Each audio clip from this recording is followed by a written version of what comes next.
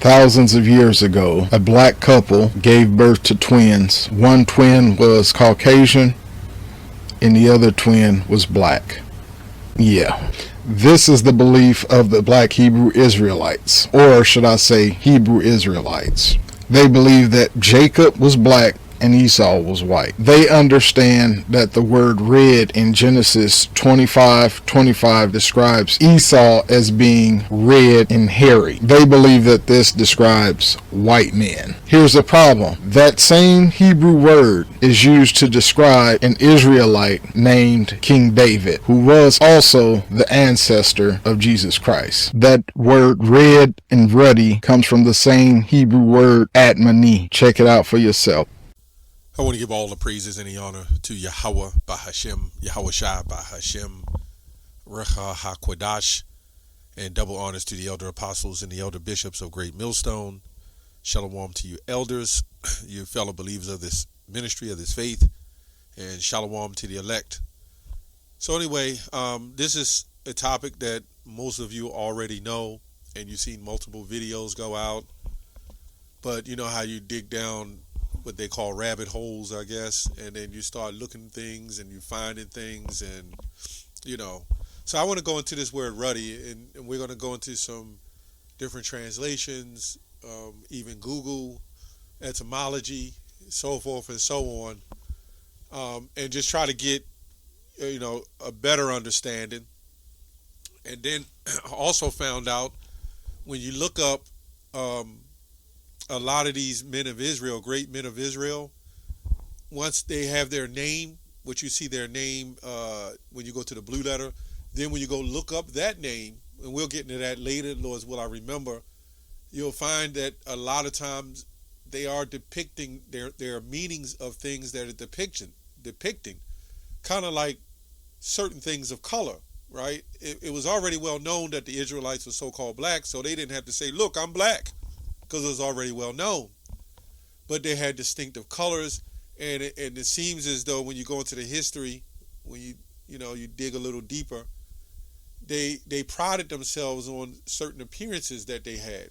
And this is what happened when it comes to David. So we're going to read that, 2 Samuel 16:12, and it says, let me just get to the point, and this is Jesse. It says, and he sent and brought him, now he was ruddy, right? He was ruddy with all beautiful countenance. That's what it says. Now, for whatever reason, this word ruddy was put there, which didn't really have to be. So the same way that these people say we're using black to make the argument of Israelites being so-called black, they're using this word ruddy to make the argument seems that the Israelites are ruddy. Now, when you go to Genesis 25:25, it says he was red all over like a hairy garment. Never said he was ruddy, but it's when you go into the definition, it'll say red and ruddy. We'll show you why that happened too.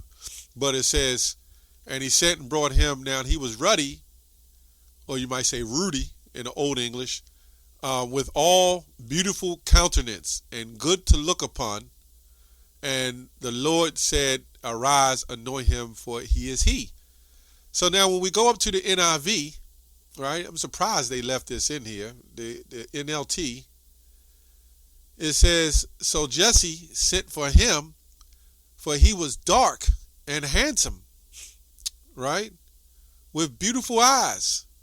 See, because racism and what has it done to us today, we think everybody with blonde hair and blue eyes, the recessive gene, is a beautiful thing. When you look at the story of Miriam in the book of Numbers, the 12th chapter, when the Lord cursed her with leprosy, she wasn't white that you would see as a paint, but the skin complexion was taken away. So if you were so-called black and you see somebody's skin complexion totally wiped away, yeah, you would say white, but the translators put it that way, So we know the story of Moses when he put his hand in the bosom and it came back. But we're going to go a little deeper, right? Let me see if some other translations, when he said, some of these translations don't even say ruddy. It just says healthy and handsome appearance. Healthy, handsome appearance, ruddy, healthy.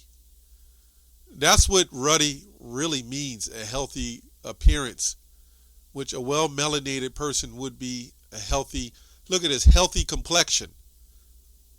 How the hell is you blood showing through your skin and that's a healthy complexion?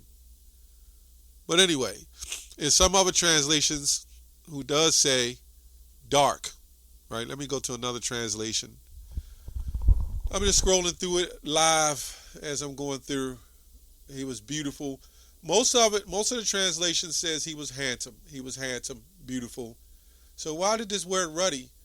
Here's some more saying he was dark and handsome, dark and beautiful. Here go reddish brown and beautiful eyes. You see that? Reddish brown. It's like some of the translators, they knew this. But let's get some context on Ruddy. It's a couple of them in here who says that does say, here we go, the Cloverdale, I was reading that earlier. It says, then said he, this is the Bible 1535, right? Then said he caused him to be brought, and he was well colored with fair eyes. Well colored. Somehow through racism, they switched it to mean well colored is red, but during the time of slavery, then they do nothing but call us colored. You see how that works? When it's used in a negative sense, it's used against us. But in a positive sense, when it's used in a negative sense, yeah, they use it against us. But now, when a positive sense, they don't want us to recognize that word. We see several words that they do like that, right? So we go to another translation, the Great Bible of 1539. It says, 1742, I'll get to the point of where all this come from, right? It says, and when the Philistine looked about and saw David and disdained him, he was but young and a well-colored and good-looking to look upon, right? So this is, I don't know, all those years they called us colored, but when we show colored is a depiction of King David, it has nothing to do with color all of a sudden. So anyway, let's go back here to Jesse when it says, it says, so Jesse sent for him. Here we go. He was dark and handsome. So let's look up Jesse. Let's see what Jesse says. It says, Jesse means I possess, grandson of Boaz, the father of King David, right? Grandson of Boaz, the father of King David. So let's look up Boaz. He didn't have much on that. So let's look up Boaz. What does Boaz mean? Fleetness, ancestor of David, kinsman, redeemer to Ruth, daughter-in-law Naomi. Now here's a definition of Boaz. It means name of the left of two brazen pillars, 18 cubits high, erected porch of Solomon's temple. Now that's those pillars, those big poles, right? So I took the liberty to look up brazen pillars. Brazen goes to brass, right? And what do you know of the color of polished brass? Now, when we look at the Messiah, right, and it says his feet was like fine brass or polished brass, meaning refined. When you really look up refined brass, it's a darker derivative of brown. And then what Yahushua says, as if it burned in a furnace. As again, there's no need to mention your color because everybody knew, we all knew who the Israelites were. But they had similar names after things as well. Once you go look these things up, right? So it says the color of polished brass, right? Boldness. So you look up brazen pillars. So his name was also named after the pillars of Solomon's temple. We're talking Boaz, right? So then when you go to Phinehas, and we going into the lineages, Phinehas, what does his name mean? Well, we see here it says the mouth of brass. And what does the mouth of brass do? When you look up in the Oxford dictionaries, even in the blue letter, it says the Egyptian Negro. And in fact, in other translations, it says the Egyptian Nubian Negro. Now, all you got to do is look this up for yourself. It's really easy to do. So going back, when you look at in most of the old text, it's some said Rhodey, but let's go look up this word Ruddy. Where's its roots? Sometimes it's Google. You know, it's all all you got to do is do the research. The word Ruddy was first used in objective Old English period of 1150. The verb ruddy was first used in the late 1600s and in 1689. So you know why they did that. And all of a sudden, this word ruddy, all of a sudden translated. You see how words just translate over the years? That's why when you get a definition of a word, it'll have 8 different definitions because they add them. Right? And then they go on to say that by this man named Edmund Hicker-Engill, a clergy of the religious church, right? Controversialist of the Church of England. The word ruddy comes from the Old English rudig, Middle English ruddy, Rudy. So when these guys saw this and they saw the Renaissance paintings and they saw red, and they said, you know what? It's got to be red. It makes sense to why they wasn't nothing wrong with the word ruddy, right? It says mean red in color, redness. But watch what it says. In the UK, ruddy is used as an informal term to express anger, similarly to the word bloody. Now, I went and did more research in the online etymology. It says, it goes to word red, but it says implemented for bloody. It is recorded in the 1914 related to ruddiness. So they associated blood with ruddy or Rudy. And it had nothing to do with red. It had nothing to do with blood, to be honest. Now, when you look at the animals, you Google it, you'll see like a brownish, reddish color. But the word ruddy really had nothing to do with red at all. Now this guy, Edmund Hickle, whatever his name is, I don't know, Edward Hicker-Engill, right? This man, let me go here and see if I can find information on this man and who this man was. I thought I had it. Let me go back. This man, Edward Hicker-Engill, something like that. And this is in 1609. So why did they change that in 1609? Right? What was the purpose? Well, you had the Bible Crusaders. You had a whole lot of stuff happening. Now, this man, Edmund Hicker-Engill, was an English churchman, soldier. He was convicted of forgery and slander and trespass, right, in 1651. So you're going to trust a guy like this? He's the one that was responsible, at least I believe, to changing that word from its true origin to red.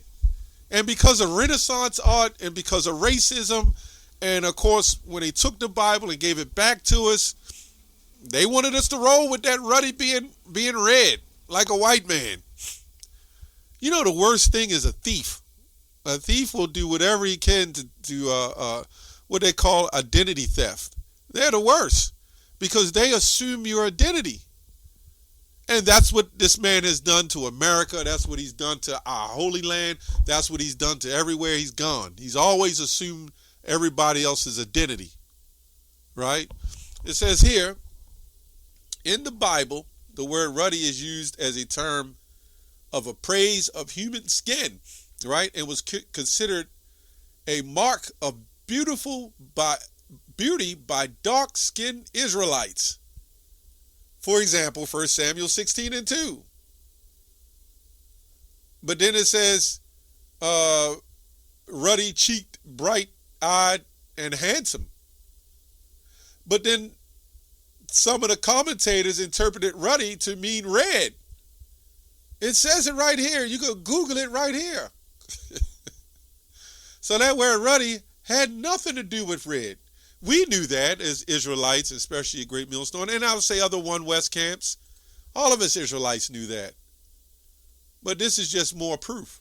And like I said, when you go into Boaz, when you look him up, his name actually is another name for polished brass. The Messiah in Matthew 10, his feet like the polished brass. A Revelation, polished brass. Phineas, the Negro. And I'm sure if you look up various others and you go into those names, some of them will link to have something to do with beauty and color. Like we see with Song of Solomon 1 and 5, and they say it was the so-called black woman, a heathen woman saying I'm black and comely to a white man. You see how they do with racism? And see, understanding race is not strictly color. To prove that, that was Moses and Miriam. Moses and Miriam was two brown, dark-skinned people. Right? But the Hamites and them other nations didn't have the beautiful complexion like the Israelites did, man. The Messiah, Yahushua, did not look like a damn Hamite. You know, that black, purple, and that look with them big teeth and all that. Yahushua wouldn't have looked like that. Or them so-called Ishmaelites.